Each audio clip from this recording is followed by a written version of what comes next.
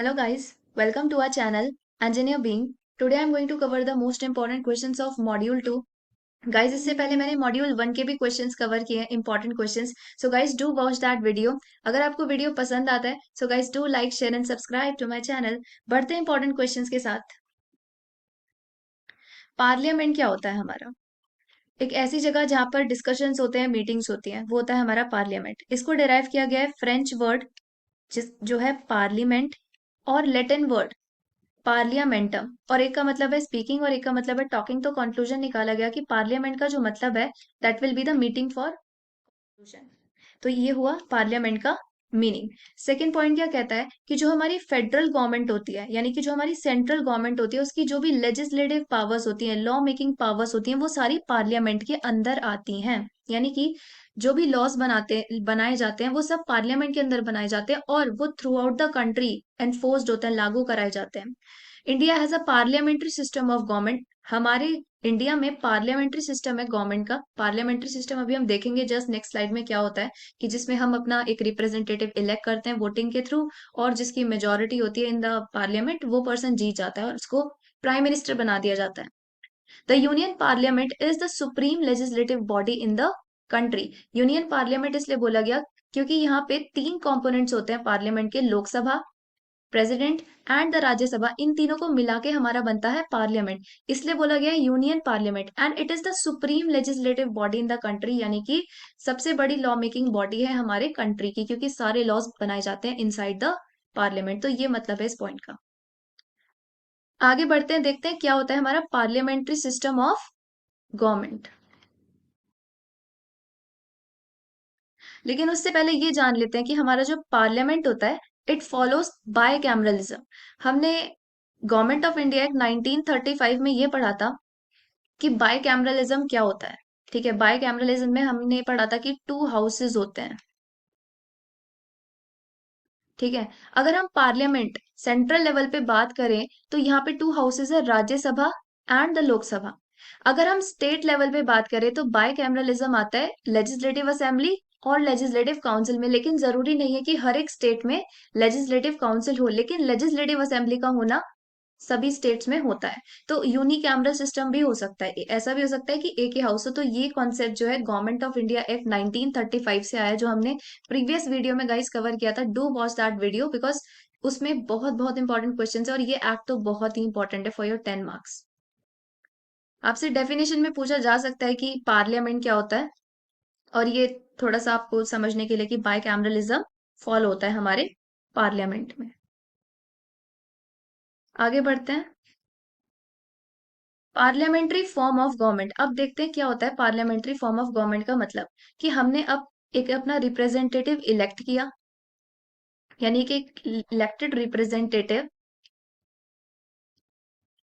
किसके through, universal adult franchise के according, voting system के अकॉर्डिंग, और जिसकी मेजोरिटी होगी पार्लियामेंट में वो पर्सन विन कर जाएगा लेजिस्लेचर में. ठीक है, और मेजोरिटी पार्टी के लीडर को बनाया जाएगा एज द प्राइम मिनिस्टर और the chancellor. That is what the meaning of parliamentary form of government. अब कुछ पावर्स होती हैं पार्लियामेंट के पास, देखते हैं क्या क्या पावर्स होती हैं. पहला है legislative power of the government, यानी कि पार्लियामेंट लॉस बना सकती है. किस चीज पर लॉस बना सकती है. हमने गवर्नमेंट ऑफ इंडिया एक्ट 1935 में तीन लिस्ट के बारे में पढ़ा था. कौन कौन सी थी वो list, federal list, provincial list and concurrent list. यहाँ पर फेडरल लिस्ट को यूनियन लिस्ट या सेंट्रल लिस्ट से बोला गया है, प्रोविंशियल लिस्ट को स्टेट लिस्ट बोल देते हैं, और concurrent list as it is. तो वहीं से ही 1935 वाले एक्ट से यहाँ पर लिया गया है लिस्ट का कॉन्सेप्ट. तो इन लिस्ट में जितने भी सब्जेक्ट्स हैं उन सारे सब्जेक्ट्स पर पार्लियामेंट लॉ बना सकता है. दूसरा आता है एग्जीक्यूटिव पावर्स, यानी कि पार्लियामेंट एग्जीक्यूटिव्स को भी कंट्रोल करके रखता है थ्रू सम लाइक 0 आवर और क्वेश्चन आवर और adjournment motion, calling attention motions. तो ये कुछ चीजें होती हैं जिनके थ्रू एग्जीक्यूटिव्स को कंट्रोल किया जा सकता है. फाइनेंशियल पावर्स में क्या है कि जो भी एनुअल बजट है सेंट्रल गवर्नमेंट का, वो पार्लियामेंट के द्वारा ही पास किया जाता है. एनुअल बजट यानी कि पार्लियामेंट जो है सब कुछ मैनेज करता है कि कौन सा पैसा कहाँ खर्च होगा और कितना खर्च होगा। जुडिशियल पावर्स में क्या है कि पार्लियामेंट प्रेसिडेंट को, वाइस प्रेसिडेंट को, सुप्रीम कोर्ट के जजेस को, हाई कोर्ट के जजेस को रिमूव कर सकता है through what, impeachment.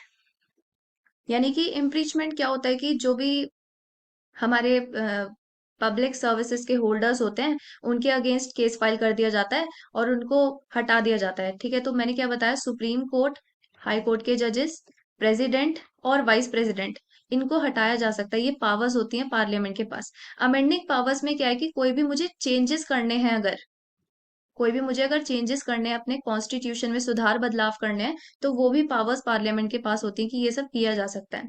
Electoral powers में क्या होता है कि प्रेसिडेंट और वाइस प्रेसिडेंट की इलेक्शंस में पार्टिसिपेट कर सकता है पार्लियामेंट। ठीक है, जिसको हम इलेक्टोरल कॉलेज भी कहते हैं। तो ये हुए हमारे फंक्शंस ऑफ पार्लियामेंट। ये भी गाइस आपसे पूछा जा सकता है इन 5 मार्क्स कि क्या होता है parliamentary form of government, explain करो और फंक्शंस बताओ पार्लियामेंट के।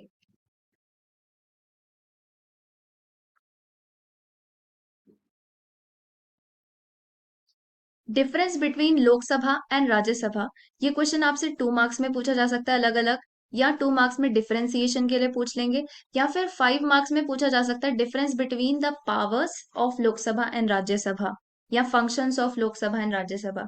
तो देखते हैं क्या होते हैं फंक्शंस पावर्स हमारे लोकसभा के। लोकसभा को हम हाउस ऑफ पीपल भी कहते हैं, हाउस ऑफ पीपल भी बोलते हैं हम लोकसभा को, और राज्यसभा को हम काउंसिल ऑफ स्टेट्स भी कहते हैं। अब क्यों कहते हैं, वही रीजन यहाँ पे लिखा है, directly elected by the people, यानी कि डायरेक्टली हम इलेक्ट करते हैं लोगों को और वही लोग लोकसभा में जाते हैं। जो भी हम इलेक्शन करते हैं through universal adult franchise, direct election होता है। लेकिन यहाँ पे इनडायरेक्टली लोगों को इलेक्ट किया जाता है। कैसे, जो भी स्टेट के लेजिस्लेचर्स होते हैं वो कैंडिडेट को प्रेफरेंस देते हैं, ना कि डायरेक्टली वोटिंग सिस्टम होता है। तो ये बेस्ड होता है on the principle of proportion by single transferable vote. तो यहाँ पे इनडायरेक्टली इलेक्शन होते हैं।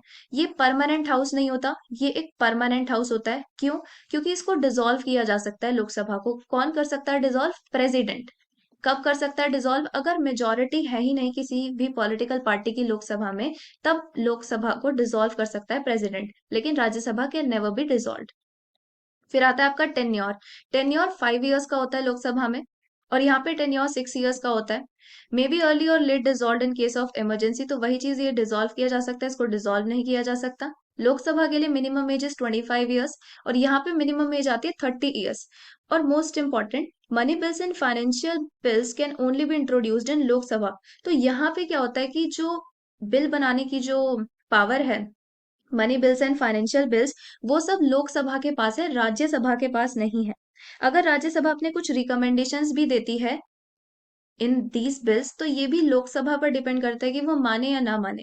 ठीक है, वो मान भी सकती है, नहीं भी। और 14 डेज का टाइम दिया जाता है राज्यसभा को टू रीड दैट बिल। अगर राज्यसभा कुछ रिएक्ट नहीं करती तो वो बिल ऑटोमेटिकली पास हो जाता है। यानी कि बिल मेकिंग पावर्स जो होती हैं वो राज्यसभा के पास नहीं होती, लोकसभा के पास होती हैं, and it can only give the suggestions. Last point is कि Rajya Sabha all India new services को क्रिएट कर सकती है, यानी कि आईपीएस हो गया, आईएएस हो गया, इस टाइप की जो सर्विसेज होती हैं और न्यू सर्विसेज, तो ये सारी राज्यसभा क्रिएट कर सकता है, बट लोकसभा नहीं क्रिएट कर सकता। यहाँ पे हमने मेंबर्स के बारे में बात नहीं की लोकसभा और राज्यसभा के, तो एक बार वो भी देख लेते हैं। टोटल जो लोकसभा के मेंबर्स होते हैं वो होते हैं टोटल 552, जिसमें से आज की डेट में सिर्फ 543 ही ऑक्यूपाइड है। और अगर हम यहाँ पे बात करें तो 250 टोटल सीट्स होती हैं, जिसमें सिर्फ 245 ही ऑक्यूपाइड हैं। और इसमें भी क्या होता है कि 12 लोग जो हैं उसको प्रेसिडेंट नॉमिनेट करता है इन 245 में से, और रिमेनिंग जो आपके पास बचे 233, वो स्टेट्स या यूनियन टेरिटरीज के रिप्रेजेंटेटिव्स होंगे। और यहाँ पे भी अगर हम देखें तो 13 आते हैं आपके यूनियन टेरिटरीज से, और रिमेनिंग में से 2 जो आते हैं वो होते हैं आपके एंग्लो इंडियंस। एंग्लो इंडियंस मतलब जो ब्रिटिश और इंडिया दोनों की नेशनैलिटी रखते हैं उनको बोलते हैं हम एंग्लो इंडियंस। और जो आपके रिमेनिंग बचे 528, वो होते हैं आपके स्टेट्स और यूनियन टेरिटरीज के रिप्रेजेंटेटिव्स। तो इस तरीके से डिस्ट्रीब्यूशन होता है और सिलेक्शन होता है लोगों का इन लोकसभा एंड राज्यसभा। ये हुई मेंबर्स की बात। आगे बढ़ते हैं। सिर्फ 5 मार्क्स के हिसाब से इंपॉर्टेंट था गाइस ये क्वेश्चन। अब आता है हमारा power and function of president. ये क्वेश्चन आपका काफी इंपॉर्टेंट है 10 मार्क्स के हिसाब से। पूछा जा सकता है डायरेक्टली कि प्रेसिडेंट के आप फंक्शंस एंड पावर्स बताओ। तो प्रेसिडेंट को हम क्या बोलते हैं? First member of India. ये भी बोलते हैं ना हम, first member, not the member, first citizen of India बोलते हैं। तो ये भी कहा जाता है प्रेसिडेंट को। देखते हैं क्या क्या पावर्स हैं प्रेसिडेंट की। Executive power of president. Executive power क्या कहती है कि इंडिया की जो गवर्नमेंट है, कोई भी अगर वो एग्जीक्यूटिव एक्शन करती है तो वो प्रेसिडेंट के नाम पर होता है, प्रेसिडेंट के सिग्नेचर्स लगते हैं उसमें। प्रेसिडेंट जो है वो एजीआई को अपॉइंट करते हैं। एजीआई कौन? Attorney general of India. Let me right, attorney general of India. ये कौन होते हैं? ये एडवोकेट होते हैं गवर्नमेंट ऑफ इंडिया के, यानी कि गवर्नमेंट ऑफ इंडिया पे अगर कोई भी केसेस आते हैं तो वो एजीआई हैंडल करता है। दूसरा, सीएजी। सीएजी कौन है? Controller auditor general of India.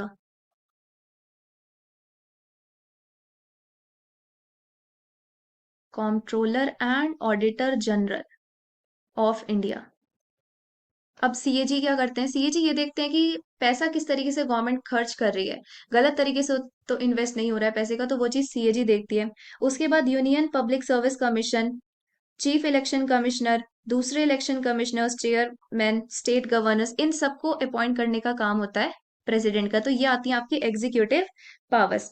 आगे देखते हैं कि फाइनेंशियल पावर्स क्या है। फाइनेंशियल पावर्स में क्या होता है कि प्रेसिडेंट को बजट दिखाना होता है टू द पार्लियामेंट। तो वो ये काम करवाता है फाइनेंस मिनिस्टर से। जैसे कि हमारे अभी फाइनेंस मिनिस्टर हैं निर्मला सीतारमन, जिन्होंने फाइनल एनुअल बजट शो किया था पार्लियामेंट में। और एक चीज की प्रेसिडेंट के पास एक कॉन्टिजेंसी फंड होता है, इसका कंट्रोल होता है, स्पेशल टाइप का फंड है जिसको at the time of emergency use किया जा सकता है। और एक चीज कि जो फाइनेंस कमीशन होता है उसको भी हर 5 साल में प्रेसिडेंट अपॉइंट करता है। फाइनेंस कमीशन क्या करता है कि जो भी आपका स्टेट है और सेंटर है, वो जो भी टैक्स ले रही है गवर्नमेंट, तो उसका कितना परसेंट शेयर स्टेट के पास जाएगा, कितना परसेंट शेयर सेंटर के पास जाएगा, वो सब फाइनेंस कमीशन डिसाइड करता है। तो ये हुआ फाइनेंस पावर ऑफ प्रेसिडेंट। फिर आता है आपका legislative powers of president. Legislative powers में क्या है कि प्रेसिडेंट जो है वो स्टार्ट, समन्स का मतलब स्टार्ट एंड प्रोरोक्स का मतलब एंड, पार्लियामेंट को स्टार्ट कर सकता है और एंड भी कर सकता है जो भी मीटिंग है, और डिसॉल्व कर सकता है लोकसभा को। अभी हमने देखा डिसॉल्व करने का क्या मतलब होता है कि जिसकी मेजोरिटी है ही नहीं किसी भी पॉलिटिकल पार्टी की अगर लोकसभा में, तो उसको डिसॉल्व कर सकता है प्रेसिडेंट। दूसरा कि अगर पहला सेशन है पार्लियामेंट में तो उसको एड्रेस भी करता है प्रेसिडेंट, यानी कि क्या अपनी वेलकम स्पीच देता है प्रेसिडेंट। और 2 मेंबर्स को नॉमिनेट भी करता है from the Anglo Indian community in the Lok Sabha. तो ये हुई आपकी legislative powers of president. Judicial power of president क्या कहती है कि ये सुप्रीम कोर्ट के जजेस और चीफ जस्टिस को अपॉइंट कर सकते हैं और उनसे एडवाइसेस ले सकते हैं। एडवाइसेस को मानना ना मानना that depends on president, but ये ले सकते हैं एडवाइसेस। और एक पॉइंट, पार्डनिंग पावर्स, यानी कि प्रेसिडेंट जो है वो सजा को भी माफ करवा सकते हैं। इवन द डेथ स्टेटमेंट, अगर किसी पर्सन को डेथ स्टेटमेंट मिला है तो उसकी सजा को भी माफ करवा सकते हैं। ये पावर्स भी होती हैं प्रेसिडेंट के पास।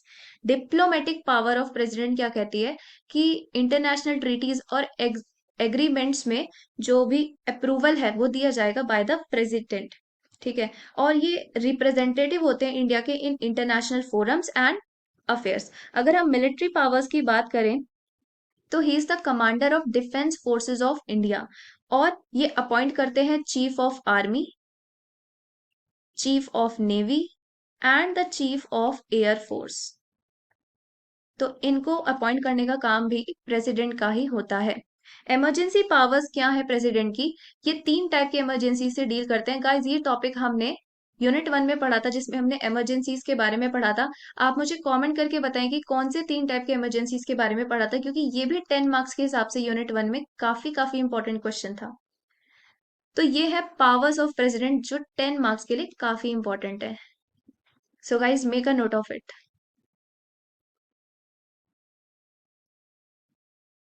अब आता है comparison of power of Indian president and the United president. अभी हमने देखा इंडियन प्रेसिडेंट की पावर्स, तो इसको हमें यूनाइटेड स्टेट के प्रेसिडेंट से कंपेयर करना है। ये क्वेश्चन भी 10 मार्क्स के हिसाब से इंपॉर्टेंट है, आ सकता है एग्जाम में, काफी इंपॉर्टेंट क्वेश्चन है। देखते हैं क्या है। यह है आपके इंडियन प्रेसिडेंट और यह है आपके यूनाइटेड प्रेसिडेंट। देखते हैं क्या क्या इनमें डिफरेंसेस हैं। He is only a figure head, the real executive power is vested in prime minister. क्या मतलब है इसका? कि जो रियल पावर है वो सब होती है प्राइम मिनिस्टर के पास, क्योंकि प्रेसिडेंट जो भी काम करते हैं वो प्राइम मिनिस्टर से एडवाइस लेके करते हैं, या फिर काउंसिल ऑफ मिनिस्टर्स के एडवाइस पे करते हैं, खुद नहीं करते वो कोई काम।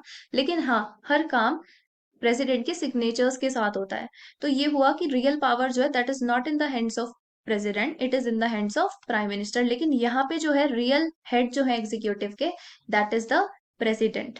ये अपॉइंट करते हैं प्राइम मिनिस्टर को, और बाकी के मिनिस्टर्स को अपॉइंट करने का काम भी इन्हीं का ही होता है, लेकिन on the advice of prime minister. Prime minister से एडवाइस लेते हैं और बाकी के मिनिस्टर्स को अपॉइंट करते हैं। यहाँ पे क्या होता है कि minister of cabinet are nominated by the president, और उनको सेक्रेटरीज बोला जाता है, नॉट द मिनिस्टर्स। यानी कि जितने भी कैबिनेट के मिनिस्टर्स होते हैं उन सबको प्रेसिडेंट ही नॉमिनेट करता है, और उनको यहाँ पे मिनिस्टर्स नहीं बोला जाता, सेक्रेटरीज बोला जाता है। इनको जितने भी एडवाइजेज हैं कैबिनेट की, वो सब इन्हें फॉलो करनी ही पड़ती हैं प्रेसिडेंट को। लेकिन यहाँ पे ऐसा कुछ नहीं होता यूनाइटेड स्टेट में। They are he is not bound to follow the advice of cabinet. ये खुद के बॉस होते हैं, और सेक्रेटरीज जो होते हैं वो इनके सबॉर्डिनेट्स होते हैं। ये लोकसभा को डिसॉल्व कर सकते हैं Indian president on the advice of cabinet only. लेकिन यहाँ पे क्या है, यूनाइटेड स्टेट के प्रेसिडेंट डिसॉल्व नहीं कर सकते लेजिस्लेचर को। और क्या क्या डिफरेंसेस हैं इनमें? इनका टर्म 5 साल का होता है। ओके, प्रीवियस स्लाइड आ गई दोबारा से। तो इनका टर्म 5 साल का होता है, इनका टर्म 4 इयर्स का होता है। यहाँ पे इम्यूनिटी दी जाती है इंडिया में प्रेसिडेंट को, कि कोई भी क्रिमिनल केसेस नहीं लग सकता प्रेसिडेंट के अगेंस्ट। लेकिन यहाँ पे यूनाइटेड स्टेट्स में कोई ऐसी इम्यूनिटी नहीं दी जाती कि कोई भी सिविल या क्रिमिनल केस नहीं लग सकता। लग सकता है। यहाँ पे he is elected by indirect election by the special process called electoral college. अभी हमने देखा कि पार्लियामेंट के पास एक पावर होती है इलेक्टोरल पावर, अभी जस्ट प्रीवियस कुछ स्लाइड में स्टार्टिंग की। तो उसमें हमने देखा कि parliament can participate in the election of president and vice president, और उस प्रोसेस को क्या कहते हैं, हम इलेक्टोरल कॉलेज कहते हैं। तो यहाँ पे इनडायरेक्ट इलेक्शन होते हैं फॉर द इंडियन प्रेसिडेंट। इनको इलेक्ट किया जाता है by the direct elections. India में क्या होता है, our president represents parliamentary democracy. Parliament में होते हैं हमारे प्रेसिडेंट, तो वो पार्लियामेंट्री डेमोक्रेसी को शो करते हैं। और अमेरिकन प्रेसिडेंट रिप्रेजेंट करते हैं प्रेसिडेंशियल डेमोक्रेसी। ये ना तो ज्यादा स्ट्रांग होते हैं इंडिया के प्रेसिडेंट, ना ही ज्यादा वीक होते हैं, बैलेंस्ड पोजीशन इन्हें दी जाती है। लेकिन यूएस के प्रेसिडेंट काफी स्ट्रांग होते हैं, क्योंकि इनके पास सारी पावर्स होती हैं, इनको किसी की एडवाइस लेने की जरूरत नहीं पड़ती। तो ये थे differences between Indian president and the United States President, and it is important for your 10 marks question. So make a note of it.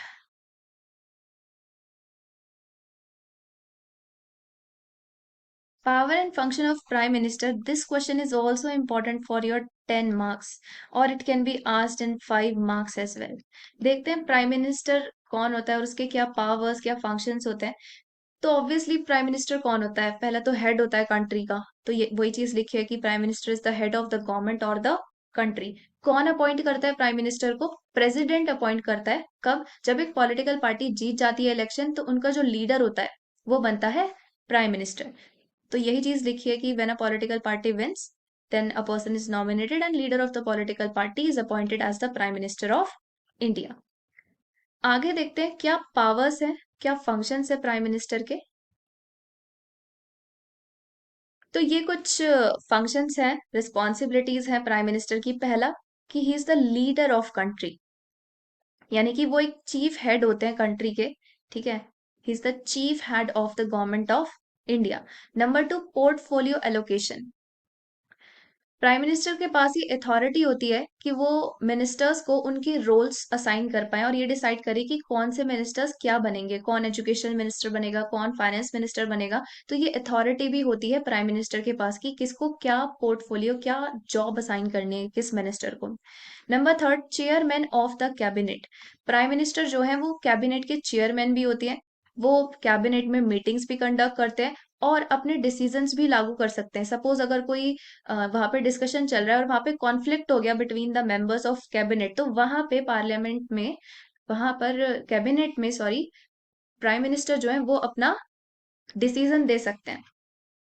चौथा, official representative of the country. Prime minister जो होते हैं, he is the representative of our country in the international meetings, a kind of we can say he is the ambassador of the country.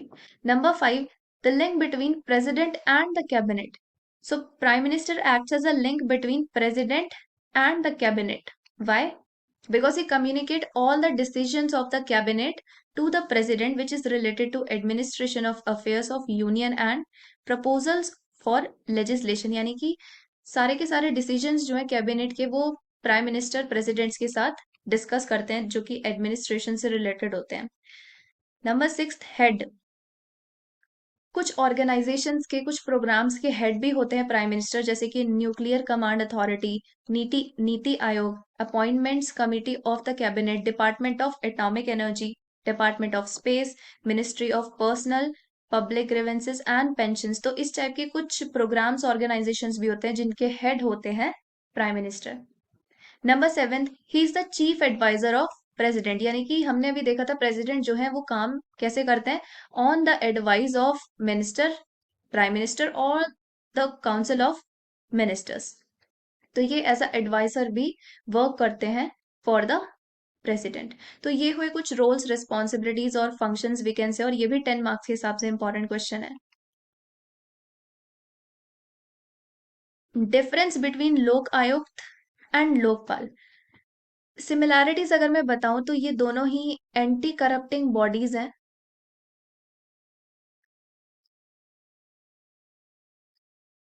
इन दोनों को बनाया गया है the Lokpal and लोक आयुक्त एक्ट 2013। इस एक्ट के अंदर इन दोनों बॉडीज को बनाया गया, और क्योंकि ये एंटी करप्टिंग बॉडीज हैं, सो ऑब्वियसली नेम से ही पता चल रहा है कि करप्शन के against they are going to work. But इनमें डिफरेंस क्या है? ये नेशनल लेवल पे वर्क करती है, ये स्टेट लेवल पे वर्क करती है। लोकपाल के जो मेंबर्स हैं वो कौन है? मेंबर्स ऑफ पार्लियामेंट और सेंट्रल गवर्नमेंट एम्प्लॉयज, वो सारे लोग लोकपाल के अंडर आते हैं। अगर हम लोक आयुक्त की बात करें तो लेजिस्लेटिव असेंबली के मेंबर्स, स्टेट गवर्नमेंट के एम्प्लॉयज, वो सब लोक आयुक्त के अंडर आते हैं। लोकपाल के मेंबर्स को अपॉइंट कौन करता है? प्रेसिडेंट। और यहाँ पे गवर्नर अपॉइंट करता है। मैक्सिमम मेंबर्स कितने हो सकते हैं? 8 मेंबर्स होते हैं लोकपाल में, और एक चेयरपर्सन होता है। और लोक आयुक्त में ओनली 3 मेंबर्स की ही बॉडी होती है।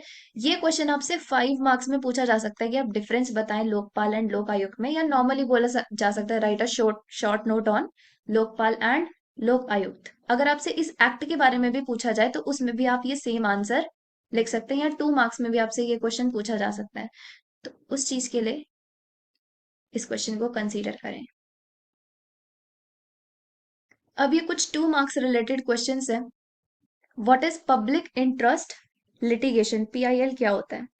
तो पीआईएल कुछ नहीं होता, बस एक, अगर हम हिंदी में बोले तो जनहित याचिका, यानी कि लोगों के हित में फाइल किया जाने वाला मुकदमा, उसको बोलते हैं हम पब्लिक इंटरेस्ट लिटिगेशन।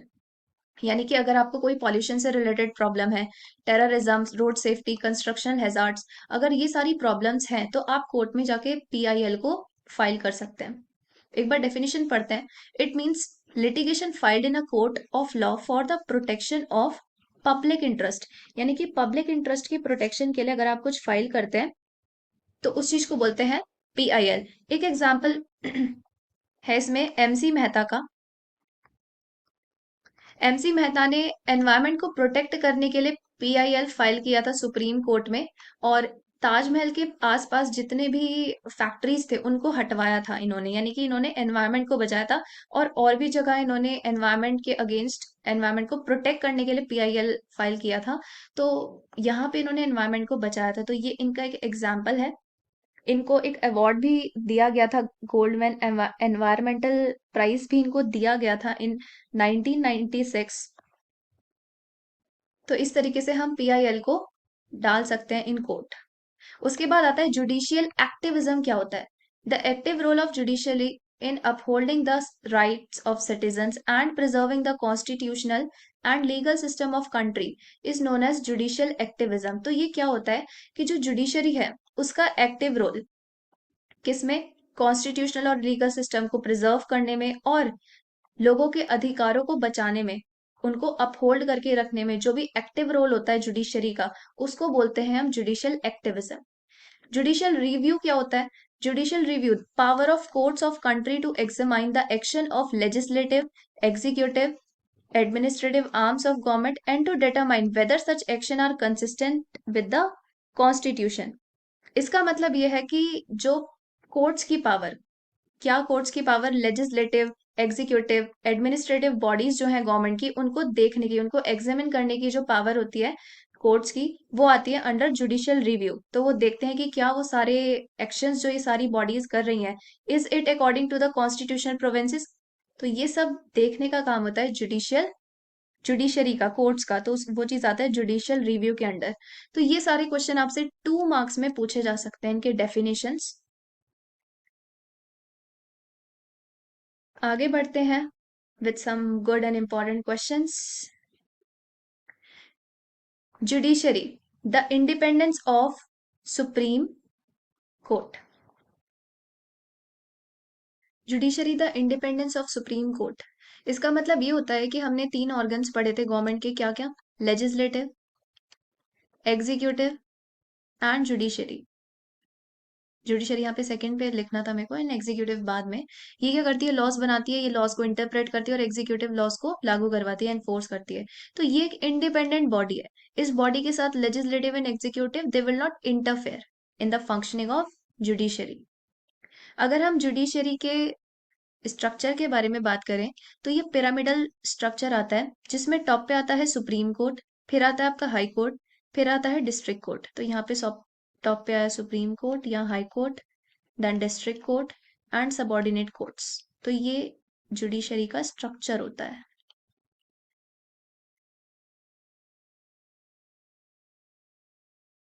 एक बार इस डायग्राम के थ्रू समझते हैं कि सुप्रीम कोर्ट जो है इंडिया का, उसके क्या फंक्शंस हैं, किस तरीके से सारी चीजें हैं। तो सुप्रीम कोर्ट हमें पता है कि it is the highest court, highest judicial court, इससे ऊपर कोई कोर्ट नहीं होता सुप्रीम कोर्ट से। और ये क्या करता है कि क्या क्या ये कर सकता है, जो गवर्नमेंट अथॉरिटीज हैं उनके बीच में अगर लड़ाइयाँ हो रही हैं, डिस्प्यूट्स हो रहे हैं, सपोज सेंटर और स्टेट गवर्नमेंट के बीच में डिस्प्यूट्स हैं, तो उनको रिजॉल्व करने का काम सुप्रीम कोर्ट कर सकती है। प्रेसिडेंट को अगर कोई एडवाइस देना हो तो वहां पे सुप्रीम कोर्ट वर्क कर सकती है as an adviser for the president. और अगर सुप्रीम कोर्ट कोई डिक्लेयर करती है लॉ, तो वो सभी कोर्ट्स पर अप्लाई होता है, और इवन सभी स्टेट गवर्नमेंट, यूनियन पे, सभी पे, सेंट्रल लेवल, स्टेट लेवल, हर जगह उस लॉ को अप्लाई किया जाएगा अगर वो सुप्रीम कोर्ट ने दिया है।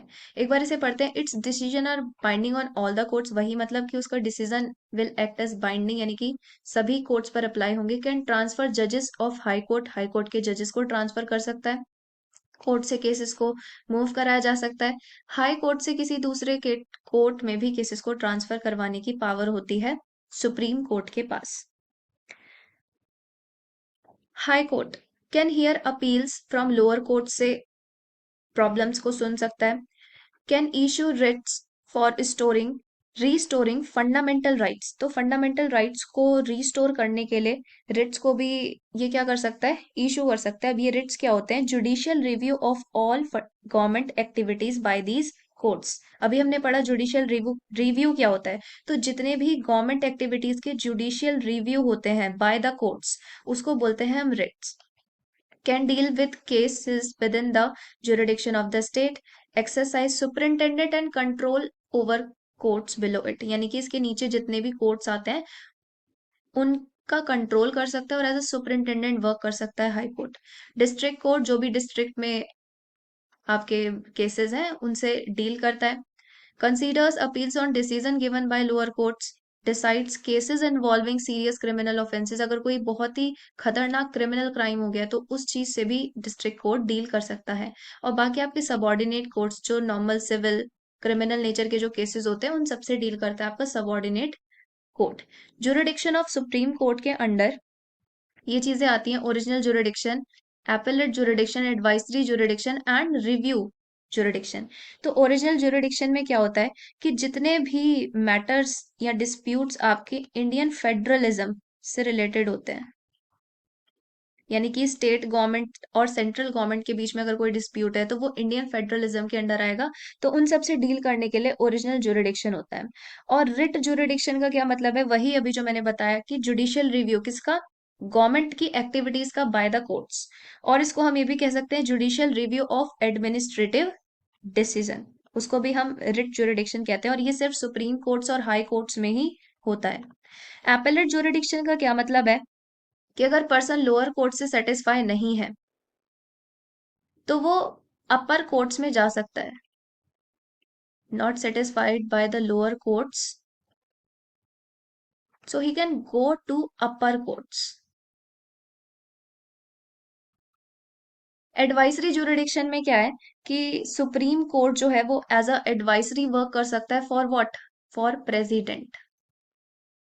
हमने देखा था प्रेसिडेंट, अभी हमने प्रीवियस स्लाइड्स में भी देखा था कि जो प्रेसिडेंट है it he can take the advice from the जजेस ऑफ सुप्रीम कोर्ट, तो एज अ एडवाइजरी भी वर्क करता है। रिव्यू जुरिडिक्शन में क्या है कि सुप्रीम कोर्ट अपने रिव्यूज चेंज कर सकता है according to the time and the circumstances. तो ये हुआ। इसमें एक चीज और आती है, कोर्ट ऑफ रिकॉर्ड।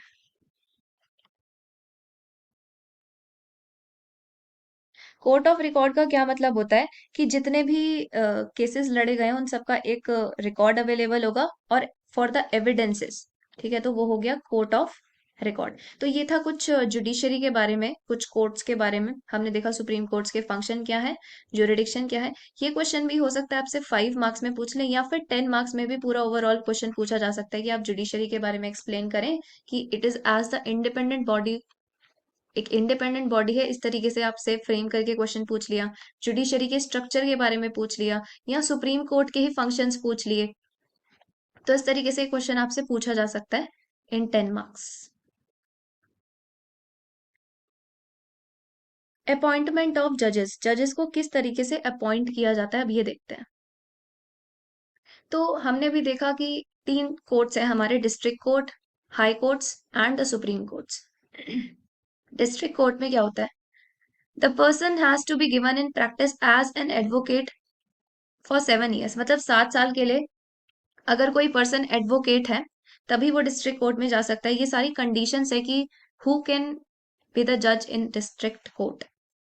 पर्सन किसी भी यूनियन या स्टेट सर्विस का पार्ट नहीं होना चाहिए और एम्प्लॉय वो होना चाहिए जिसको हाई कोर्ट ने रिकमेंड किया हो। तो ये कुछ कंडीशंस हैं, किन कंडीशंस में डिस्ट्रिक्ट कोर्ट में एज अ जज अपॉइंट हो सकता है एक person.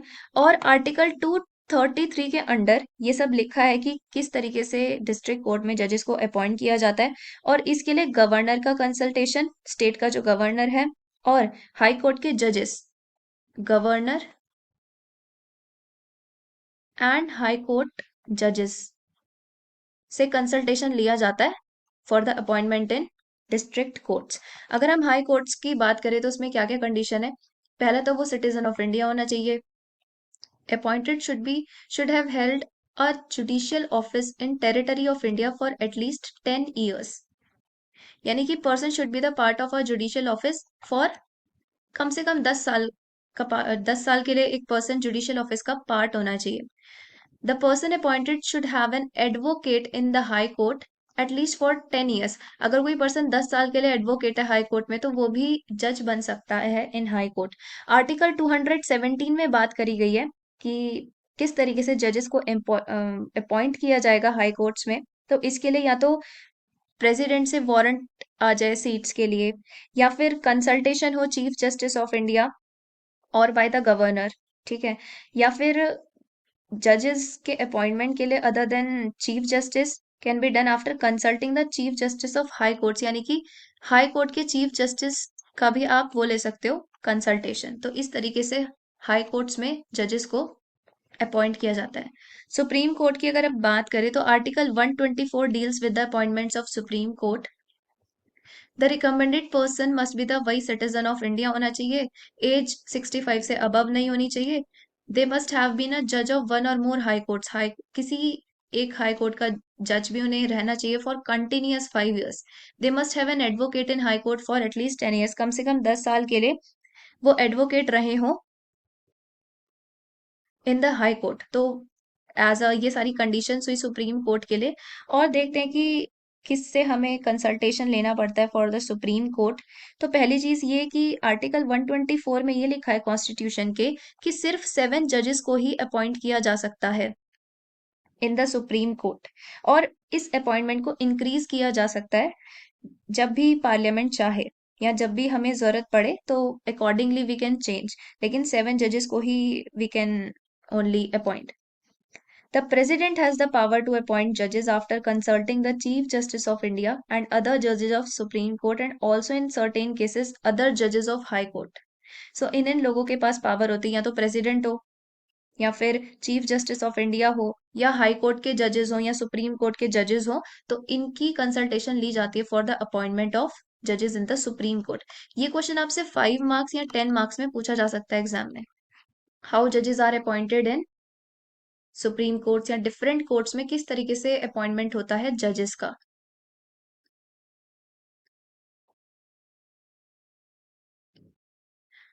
Power and functions of chief minister, ये भी 10 मार्क्स के हिसाब से काफी इंपॉर्टेंट क्वेश्चन है। पूछा जा सकता है क्वेश्चन में डायरेक्टली कि what are the powers and functions of chief minister.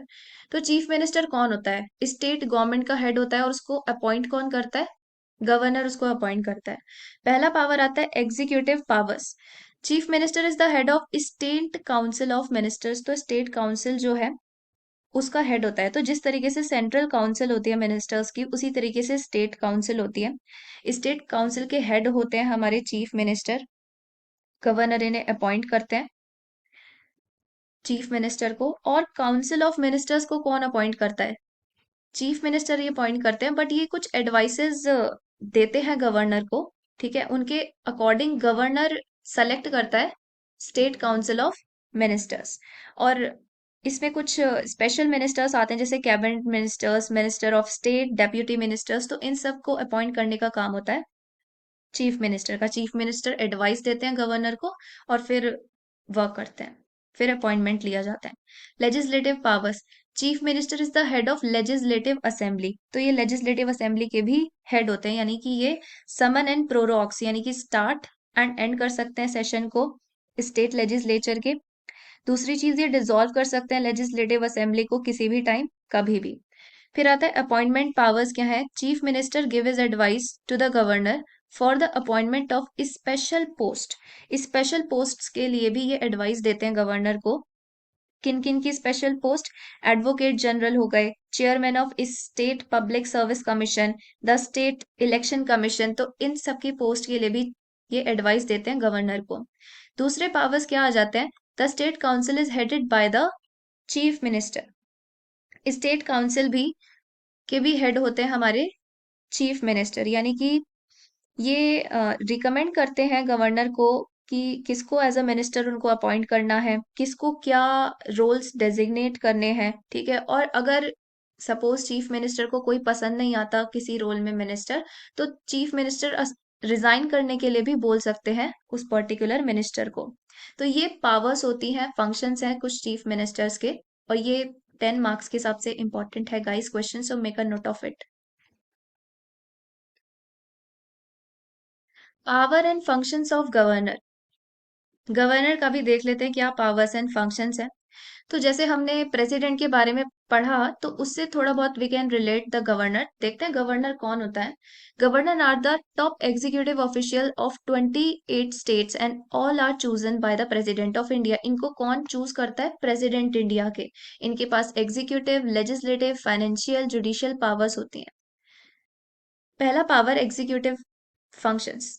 तो एग्जीक्यूटिव फंक्शंस के under executive powers refers to the power and functions of governor as executed by the council of minister in the governors name. यानी कि execute कौन करता है? Council of minister. किसके name पे? Governor के नेम पे। इसका मतलब ये है कि ट्रू एग्जीक्यूटिव जो है वो बोर्ड्स ऑफ मिनिस्टर्स होते हैं, गवर्नर जो है वो सिर्फ सेरेमोनियल हेड है। तो ये हुआ executive function. Legislative function, when a governor is given a bill other than a money bill for his permission, he either gives his approval, withholds its consent, और return the bill to the house of for consideration. यानी कि जब भी कोई bill governor को दिया जाता है उनकी परमिशन के लिए, तो या तो वो अप्रूवल दे देते हैं, कंसेंट दे देंगे अपनी, या फिर वापस से हाउस में भेज देंगे बिल को फॉर द रिकंसिडरेशन। तो ये हुआ लेजिस्लेटिव पावर्स।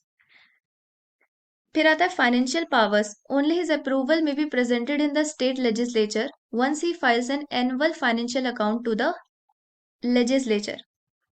यानी कि फाइनेंशियल पावर्स में क्या आता है कि जो भी जो है ये फाइल करते हैं एनुअल फाइनल अकाउंट, मतलब कि जो फाइनल बजट होने वाला है वो सब ये स्टेट लेजिस्लेचर में प्रेजेंट करते हैं। कौन? गवर्नर आपके। जुडिशियल पावर्स क्या है? President consult with the governor of state in question when appointing जजेस to the state high court. तो स्टेट हाई कोर्ट के जजेस को अपॉइंट करते टाइम प्रेसिडेंट जो है वो गवर्नर को कंसल्ट करते हैं, जो भी स्टेट के गवर्नर होते हैं उनको कंसल्ट करते हैं। तो ये हुआ जुडिशियल पावर्स। ये आपसे 5 मार्क्स में या 10 मार्क्स में पूछा जा सकता है, what are the powers and functions of governors.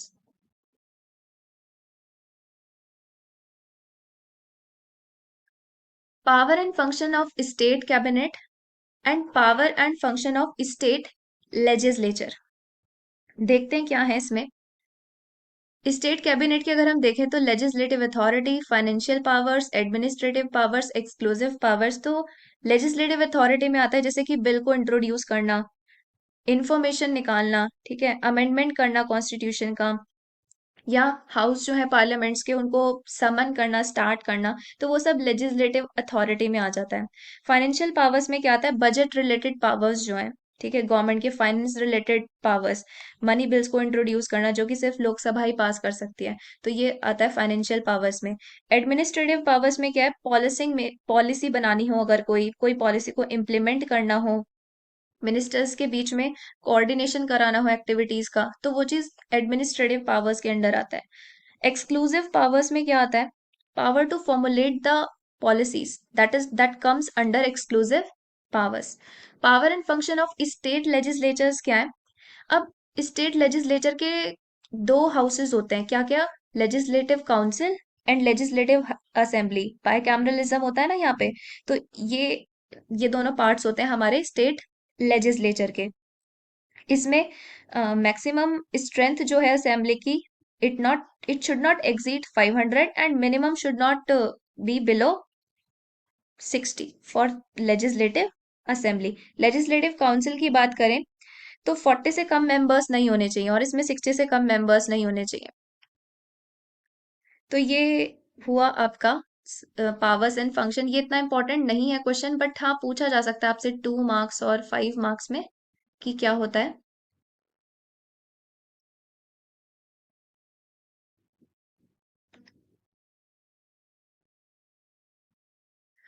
So guys, हम बिल्कुल एंड तक आ चुके हैं वीडियो के। तो अगर आपको वीडियो पसंद आता है so do like share and subscribe to my channel. और अगर आपका कोई सजेशन है तो गाइज वो भी आप मुझे कमेंट करके बता सकते हैं, कोई डाउट है वो भी आप कमेंट सेक्शन में मुझे लिख सकते हैं, बता सकते हैं। सो गाइज, मिलते हैं नेक्स्ट वीडियो में।